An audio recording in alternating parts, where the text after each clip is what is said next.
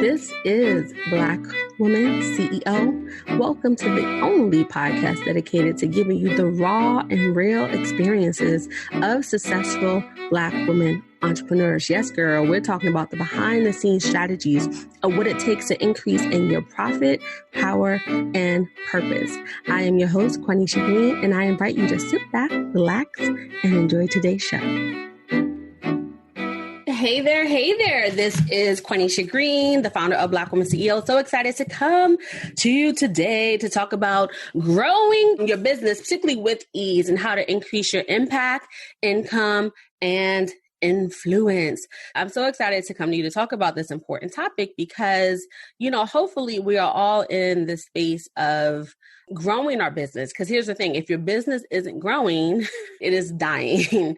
And I don't want any of your businesses to die. We're going to talk about this, particularly how to increase your impact, influence, purposely said impact, income, and influence, because the order matters in that way. But when you think about particularly impact, which is our focus for today, what comes to mind? What comes to mind when you think about impact? I would love to know how you are defining that for yourself. First, let me introduce myself. So if you don't know me, once again, I'm the founder and CEO of Black Women CEO, and I'm known as the Confidence Strategist for Black women entrepreneurs, right? And we're the only company really dedicated and research-based that's helping Black women with proven strategies and culturally relevant tips to help you all to elevate your confidence and grow your earning power. Put more money if you know you would love to make more money.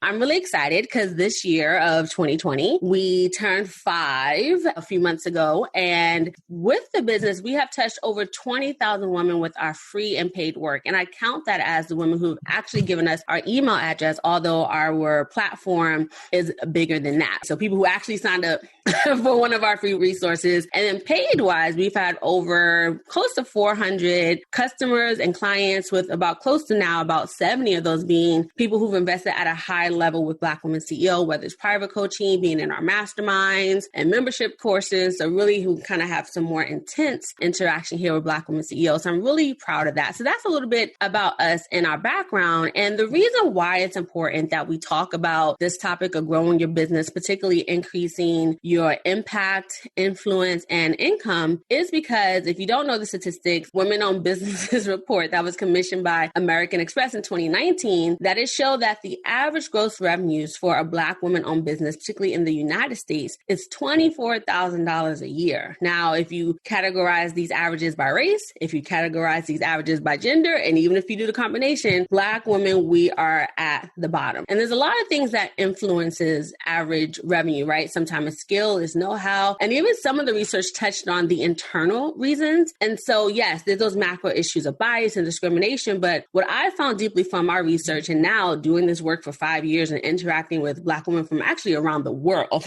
right? Because we're a global organization, that a lot of it has to do with our self-concept, our own self-biases, like our fears, procrastination, feeling overwhelmed, and something that I call the strong Black woman syndrome, which is often how we're socialized. And there's a lot of things that come out of it, us not asking for help, us thinking that we have to do things on our own. If you know, you can relate to some of those self-biases I just mentioned. And let's all check in. Would $24,000 a year, right, allow you to own your time? Would allow you to leave a legacy, whether it's for your family or your community, whatever type of legacy that you want to leave? Would this allow you to live on your own terms, right? With $24,000 a year, most of you want to move to do your business full time. Would that allow you to do that? And that's before taxes, y'all, right? So you may be bringing home like $20K.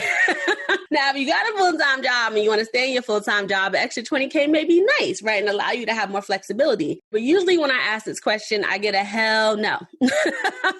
A hell no, that is not going to allow you to live the life that you want to live. And that's a very honest answer. And that's okay if that is the actual answer. So when we know at least what the reality is, we can work to change that. And that's exactly what we do here at Black Women CEO. All right. So let's talk about, what does it mean to focus on impact, income, and influence? So I see impact as the results and outcomes of your work.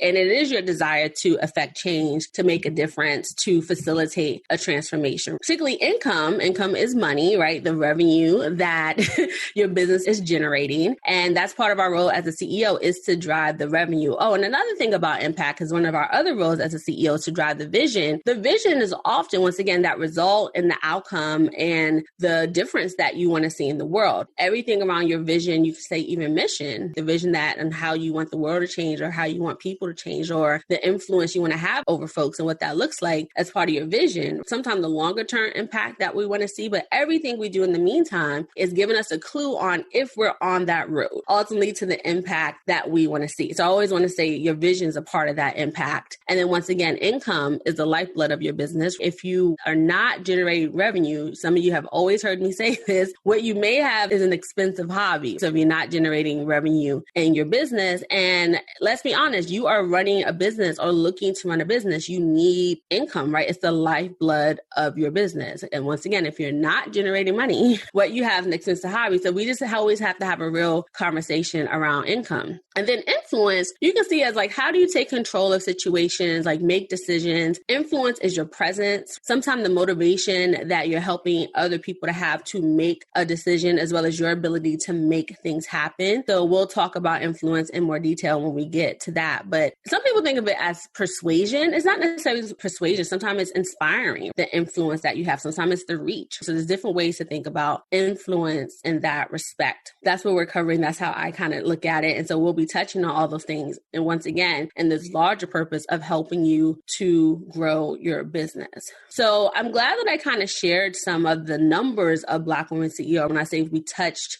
20,000 women, who our clients are, and all these other things. But those numbers can look pretty. It kind of almost speaks to our influence. But I'm always concerned about the impact that we have on people. And one of the first must-haves that you need to think about around increasing your impact is that you have to be clear on what the problem is that your business is solving, and then the results that people get as a consequence, you can say, or the effects of the causes that you have in their life, which is the factors and the transformation that you're facilitating. Now, let me talk about why we have to be clear on the problem. So once again, if you're joining us from Men for More, I talk about the 5 must-haves that you need to attract customers and clients and cash. And one of those is you have to be clear on the problem. So businesses provide solutions and people pay us for these solutions. But one mistake that we often make in starting a business is that we think about creating a business around our needs and what we want to do. At least what I have heard is that I love writing, I love speaking, I like drawing, I like making things for people, right? And so that is very egocentric, right? That becomes about us and what we like and what we want to do. And it doesn't mean you don't enjoy your profession and your business and whatever craft that you have. Like I love speaking, I love coaching, but with the business, once again, it has to solve problems. It has to provide a solution of some type. So I want you to sort of switch when we think about impact versus what you like and what you want to do more of, because essentially that's impacting your life, to how do you use your skills and your gifts and what you desire in service of the problem that you are solving for other people. So if you're a writer, but you find that the problem is people don't know their purpose, and you may believe, oh, through writing, that you can actually get clear on your purpose. You can tap into your intuition. That's different than you're using your writing in service to solving a problem that people have and that people will pay to have solved, versus just saying, oh, I just like writing, I'm just going to go out and write and encourage people to write. So once again, businesses solve problems, people buy solutions. So if you feel like you haven't been having an impact, it could be because you haven't been clear on the problem that you're solving and then for whom. But here's the thing, your business isn't for everybody. And if you've been trying to actually touch everybody, have some type of influence on everybody, or been speaking to everybody, that is likely why, one, you're probably not seeing an impact or a consistent impact or a big impact. And that's supposed to be why you're not making any money, which we're going to talk about next time. But the thing is that you really want to be clear on the problem that you help and for whom. And this is not about demographics. Demographics are important, particularly in marketing or we're doing ads. Like I know we serve Black women, typically Black women 35 to 44. But what's really important are the psychographics of this. And so when you say, I work with organizations who are struggling to get their sales team to hit their targets, that is for whom?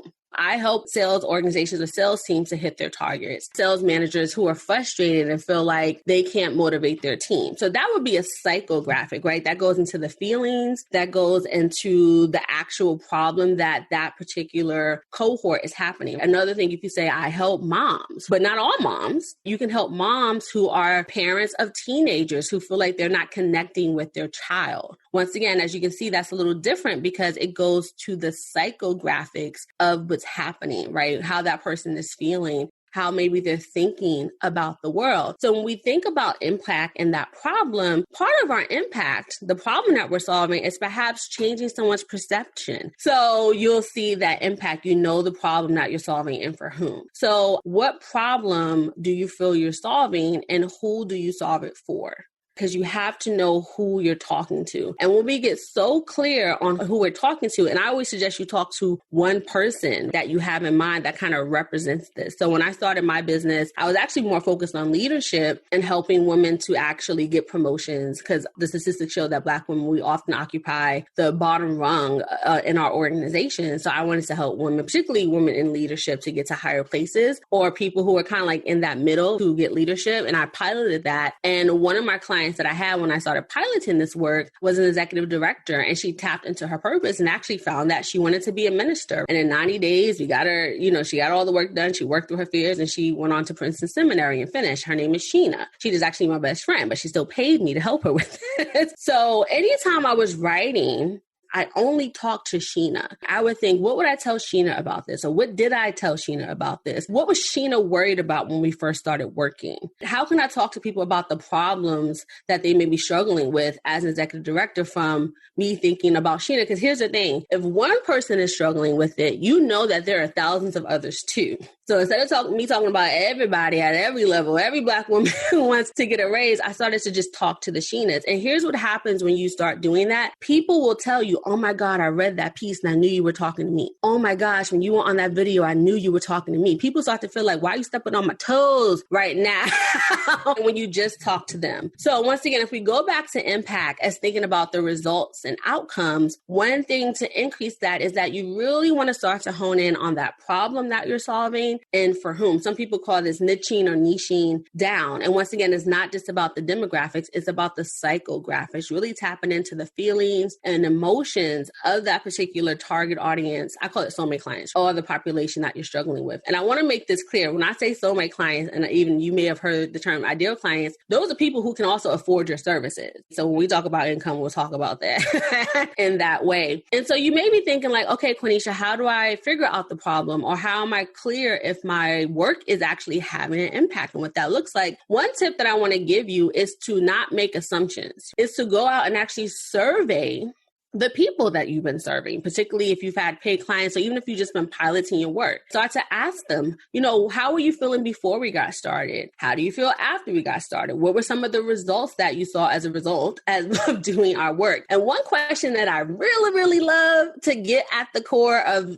how my work has had results or impacts and what that looks like for a person, I ask them, what would you tell your best friend about this course or about working with me? What would you tell your best friend? Because you really get at the heart, they would say, about their experience, how things change. And here's the other thing about doing this type of surveying is that don't just do it once, because a lot of us do coaching and consulting, and sometimes we are planting the seeds, and those seeds may sprout and the flowers may bloom 6 months later, a year later. So I'm constantly kind of checking in with my clients. Like sometimes every 3 to 6 months, I may message like, hey, someone who finished my work or finished coaching a year ago, hey, how are things going? How's your business? One time I did that with the client, Sierra. She did coaching with me and she had some immediate results, right? A lot of times immediate results like clarity and confidence. But 9 months later, she told me like, oh my gosh, Quanisha, I just did a conference that was sold out. She had like 30 something people there. And she was like, it was because of you. Like I got clarity on my work. I gained confidence that I was even able to put that conference on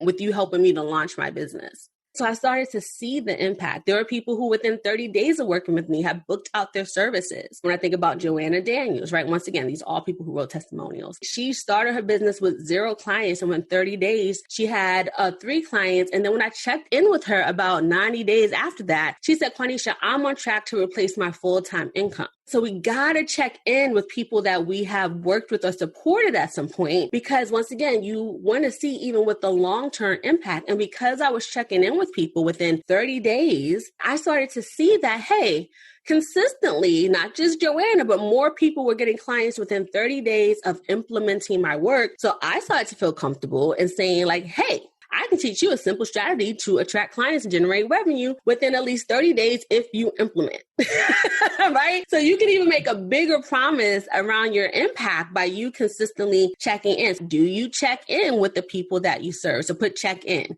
And if you haven't put, I'm going to ask them about, what they put best friend. If you haven't, because now you're like, I'm going to go ask them that question. What would you tell your best friend? And I do that whether it's paid work or even free work. Like I said, we've done now 3 runs of Meant for More under the name Meant for More. And one of the questions I asked that people who are doing that week-long intensive for free, I asked them like the middle of it, what would you tell your best friend about Meant for More? So when you go to the website, blackwomanceolive.com, you'll see some of what people said about the impact. One person got her course done. Other people got clients. Some people changed their whole mindset about business. So whether you're doing this with paid work or free work, you can ask people about their experiences. Like I said, you don't need to have a 10-page, survey. That simple question of asking, what would you tell your best friend? So don't make assumptions about the impact and the results that you're getting. Go and ask the people who you have directly worked with, even if you've done it for free. If your best friends have been coming to you about, helping them to find their purpose, and they always come to you about purpose work and what to do, go and ask them like, hey, Michelle, what were some of your takeaways? Like, what did you change as a result of, the advice I was giving you or the tips that I gave you? And even at the end of coaching calls, I ask people, what was your number one takeaway from today? So once again, I can get an understanding of how is the work impacting them? What are some of their results? That's how I know 100% of our clients and customers have seen an increase in confidence. That is like our main changer, and it shows up different ways for how it impacts their life. So that's number 1. I'm going to talk about 3 things around increasing your impact. So that's number 1. Number 2 in increasing your impact is show, don't tell. Show, don't tell. So sometimes we talk about our impact as like, oh, I help people do this, but we don't really give examples, or we don't give people a taste test of what we do. So if you really want to increase your impact, don't just think about the people that you help. How can you give people a taste test? By continuing to sell yourself and to sell your value by giving it away for free. Now, there's some caveats to this, right? I'm not saying serve people for free or undercharge, but I want you to start thinking about your marketing as giving people a taste test of what you do, right? So like when you go to Baskin Robbins and you see all these ice creams, what do? They give you a little pink spoon and you get to taste test, right? So you want to do that in your marketing, because here's the thing. Some of us are secret entrepreneurs.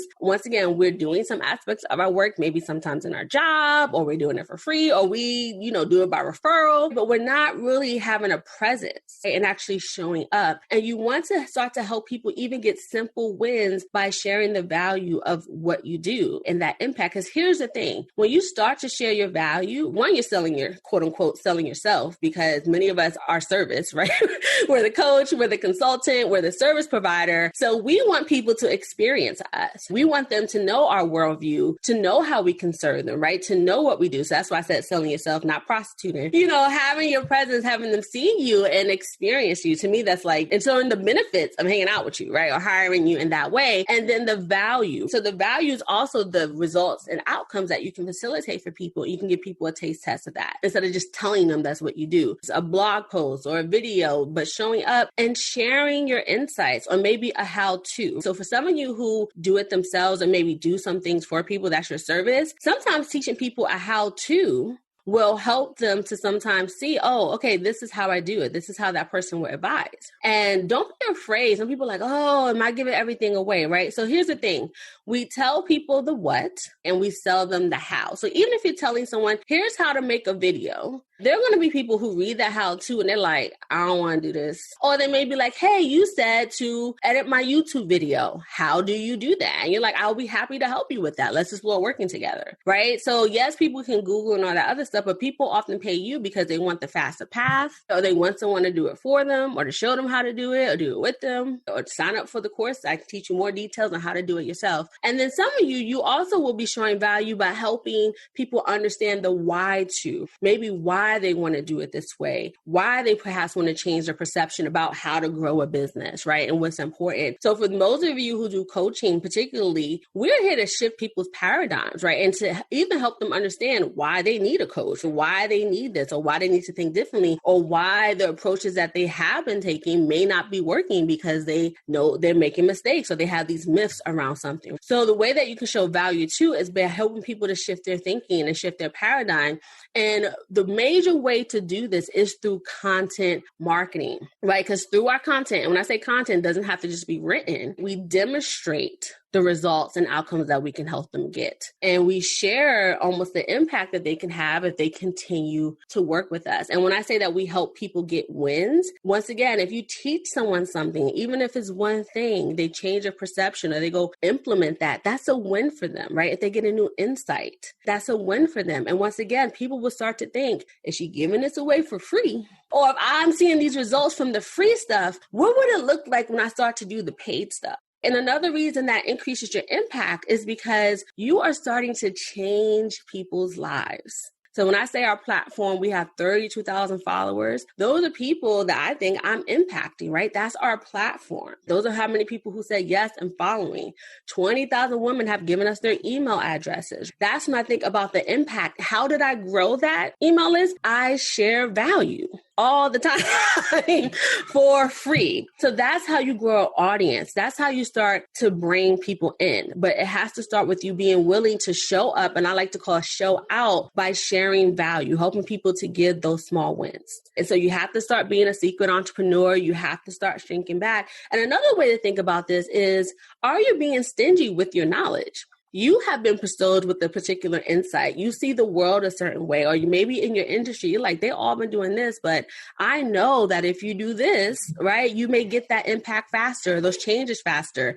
So are you being stingy with your knowledge? Right? So if you truly want to impact people or impact more people, then you have to start sharing that expertise and sharing it consistently. And once again, the method in which we do that is through content marketing. Hey sis, are you struggling to attract clients in your business?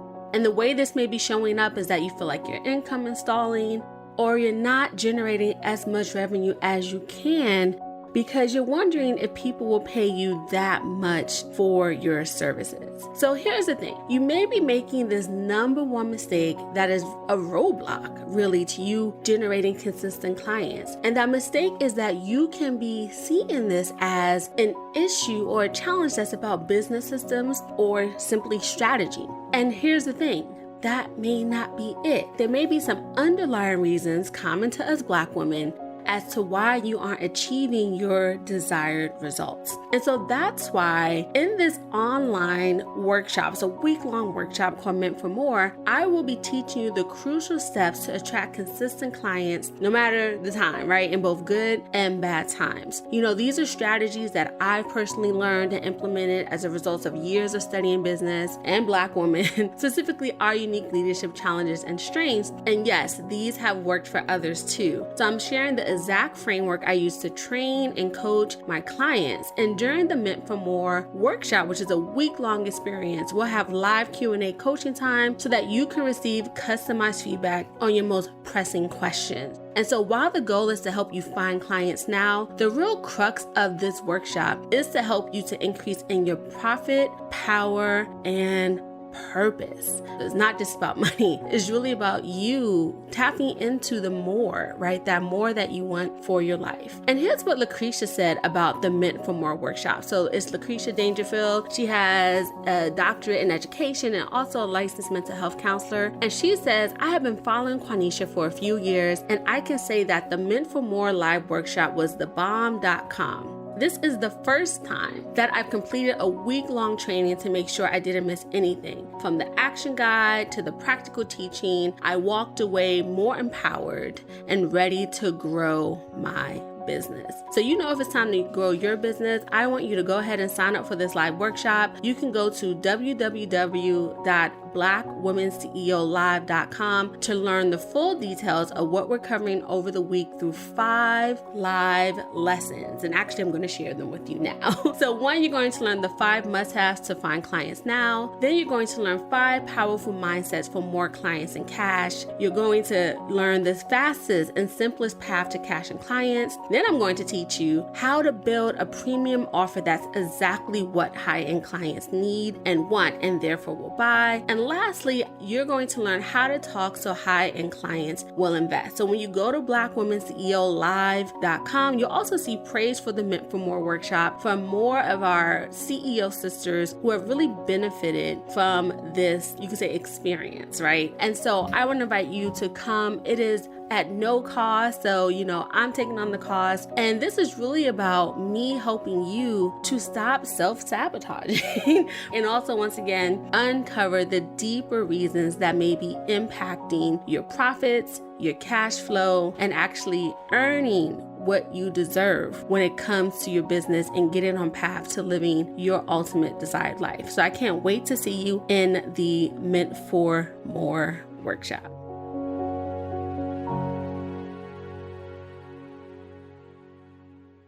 So once again, another way that you can increase your impact is by sharing more value. And don't be afraid to tell people how to do something or to share, because here's what always happens. And I like to call her Miss Premium. Miss Premium, when we think about being a premium business, having premium offers where people pay 4 figures, 5 figures or more. Like one of my clients just closed a $6,400 contract with a charter school. Another one got $16.5K in new contracts in 2 weeks. Those are premium providers. Most premium people don't want to do something themselves.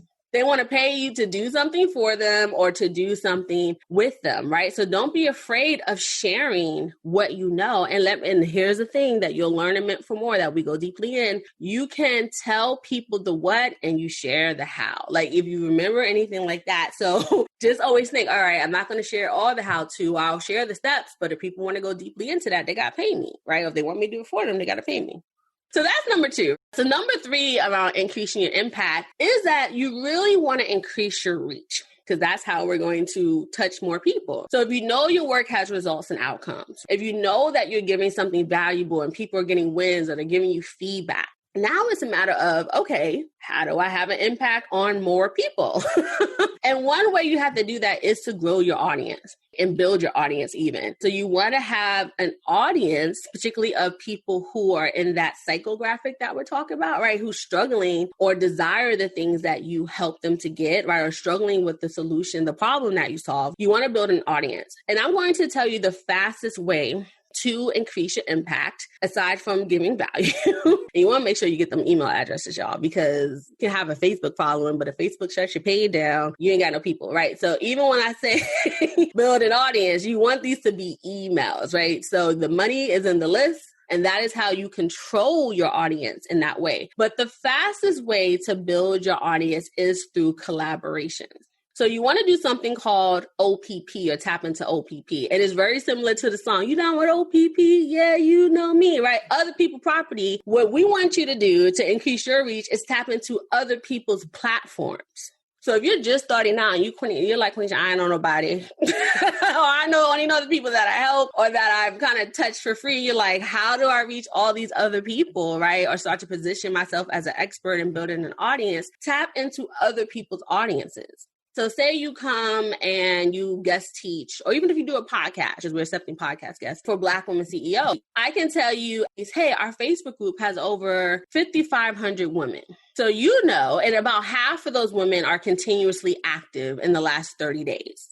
So then hey, if I want to reach potentially 5,500 people, or at least half of that, I know that that's the potential for me to build that audience. Even if 1% of those people who connected or watched your video in some way give you their email, that's like 200 emails that you can potentially get, or at least viewers of people who are seeing your content.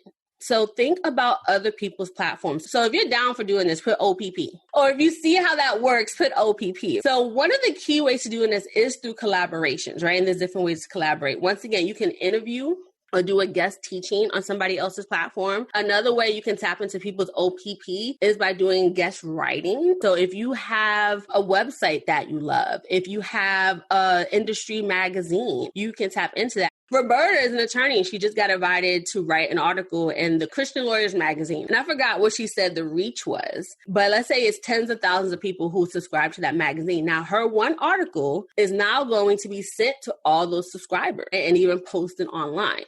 So that's one way where she got invited to do that. But if she submitted a pitch, which some of you may do to your industry or a blog, that will be putting you in front of those other people. And here's the other part of collaborations. It actually helps to elevate you as an expert, because here's someone else that say you respect. They're saying, hey, this person is knowledgeable enough, quote unquote, important enough, or whatever, for me to present them to you being their community. So once again, guest podcasting for interviews, guest teaching, guest writing, all works to help you to build your audience through leveraging someone else's platform. Even something called JV partnerships. So some people may do paid opportunities and they'll say, hey, come speak for free at my conference, but anything you sell, you'll get half of it. Or say you've seen those virtual summits. Someone may say, hey, come talk to my virtual summit, but you have a partnership where everyone who gets the recordings, you'll get some money. So you can also do this in a way where you get paid for collaboration, and that's called JV partnerships, or sometimes being a referral partner or an affiliate, sometimes an ambassador. You can also get paid for this, but particularly when you are teaching or a guest, because once again, people have to see you. That's another way to leverage other people's platforms. So once again, put OPP, you get to be leveraged on those other people's platforms. Another way that you can increase your platform is to be featured. So sometimes people will do a roundup of like, here's what 10 women say about XYZ, and you're featured on their platform. Being a star student. So if you actually got some results or you're doing work and you want to check in with your mentor to say, hey, actually, this was Tiffany. And Tiffany said I can share a screenshot, which I haven't yet. That's why I can talk about Tiffany right now. Tiffany Williams-Blassingame checked in with me as a client and said, hey, Quanisha, the charter school that I sent a proposal just accepted. It was $6,400. And I did what you said on the podcast, which she's also learning our programs, to ask them, what is the budget for that? So one, she didn't undercharge herself, and then she got the contract. So now I'm shouting out Tiffany on my video. Followers are like 14,000. The group has 5,500. So now everybody, what you're probably going to do, because I do this too, is that you're probably going to go click Tiffany's name and you're going to go to her website, right? Or you're going to go to her Facebook page and be like, what's she selling? What's she do? So being a star student, and when you check in with your mentors, you often become a testimonial, right? That's actually how I got one of my first major contracts, and it was with Happy Black Women. I kept checking in with Rosetta Thurman because I was doing her work, and I was like, look, I got an honorarium. I'm going to be a keynote speaker for a district in California because I was doing her work, and I kept checking in. And so when she thought of someone to be a program manager, the first one, she was like, Quanisha, I thought about you. You are everywhere, and you are like a great student of my work. Eventually, I got promoted to being the first business coach of Happy Black Women. Why? Because I kept doing the work. I kept getting results. I got my first high-level clients, which were my mastermind sisters. Why? Because I was doing the work and getting results. And I kept telling everybody about it, right? And they were like, hold up, how are you getting the results? And I haven't got it. And it wasn't a dig. They were just like, oh, I'm motivated by what I'm seeing you share. So you can also be featured. And one of the ways of doing that is to be a star student. And so Meant for More, we have a Sister in Success panel. So here are some of my star students. And it's natural, right? Also, it could be a testimonial that you're on the website. So what do you do when you see someone's name as a testimonial? You find out, here's the success panel. You go and Google them.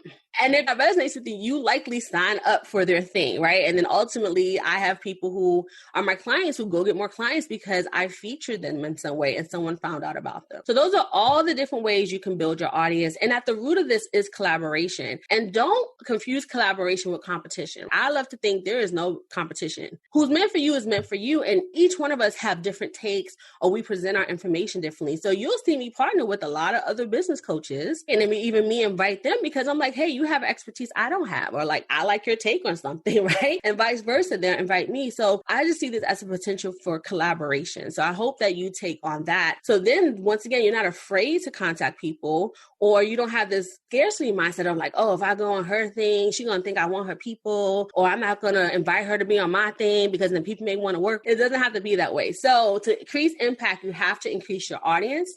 And the number of ways to do that is OPP. other people's platforms. So to tap into that, and I shared all those different ways to do that. So those are the 3 things I wanted to share today under this larger umbrella of growing your business, particularly how to increase your impact. So the first thing we mentioned is that you have to get clear on the problem that you solve and for whom, right? You ain't for everybody and everybody ain't for you, right? So you want to know particularly who are you helping? How do you help them? And not make any assumptions around that. So be clear on the results and outcomes. And one of the number ways to do that, after you're clear on the problem that you're solving for whom, is to start checking in with people, surveying those people that you supported so that you're just not making assumptions about your results and outcome, or only depending on the results and outcomes that you've gotten for yourself. You actually are understanding the results and outcomes, and not just immediately after you work with them, but keep checking in long term. Once again, the number one question that you can ask, that's just a real short one. What would you tell your best friend about working with me, right? Or about doing our program or whatever it is? What would you tell your best friend? So you got to keep checking in with people to hear their real results and outcomes. The second thing to increase your impact that I talked about is to sell yourself and give you value by giving it away, essentially through content marketing. So you want people to experience you, because a lot of people buy because they like us, right? They like our insights. They may enjoy our values. They want to see the human behind the brand, and the value that we're giving them is helping them to get some wins, right? And it's not always about how to do something. It could be giving them new insights, helping them understand a problem, or how even a coach or consultant can help them get their results faster, whatever it is. So you want to show, don't tell, right? And give people a taste test of what you do. So that's about giving value. That's another way that you can increase your impact, because then you're impacting your audience and not just the people who are paying you. And also that helps you, we'll talk about influence later, but it helps you to increase your impact because now more people are seeing you, right? You're showing up, even if it's your own platform, and people are experiencing you. So that increases, even for free, right, the amount of people who are doing your work, who are seeing changes. And then for those who really want to work with you or have some wins, they'll be like, wait, if I can get this for free, if I got these changes for free or these results, what am I going to get when I hire her? What is that going to look like? And then the third thing to increase your impact is to truly keep building your audience or build an audience. And the fastest way to do that is OPP, by leveraging other people's platforms. And there's a number of ways that you can do that. Once again, I talked about be a guest on a podcast, guest teach. And once again, you don't have to wait for someone to come to you. You can go and pitch yourself or ask people like, hey, do you accept guest blogs? Here are 3 things I would want to talk about maybe with your community. Or I saw that you did a recent podcast, but this expert didn't actually talk about this. I would love to kind of bring that view of it. So podcast, guest teaching in other people's communities, guest writing and posting, not just on blogs, but actually industry publications, magazines. You can send that. And then even paid collaborations, which are called JV partnerships, where, you both are coming together, maybe to split the revenue, or if you're a guest, they have an affiliate link. So you're sharing that. So you can also kind of get some paid ways in doing these collaborations. And then to shift within this of building your platform based on other people's platforms, right? Other people's property. You also want to shift your mindset to an abundance mindset from the scarcity, instead of seeing people as competition, to seeing them as collaborators who are you all are bringing your unique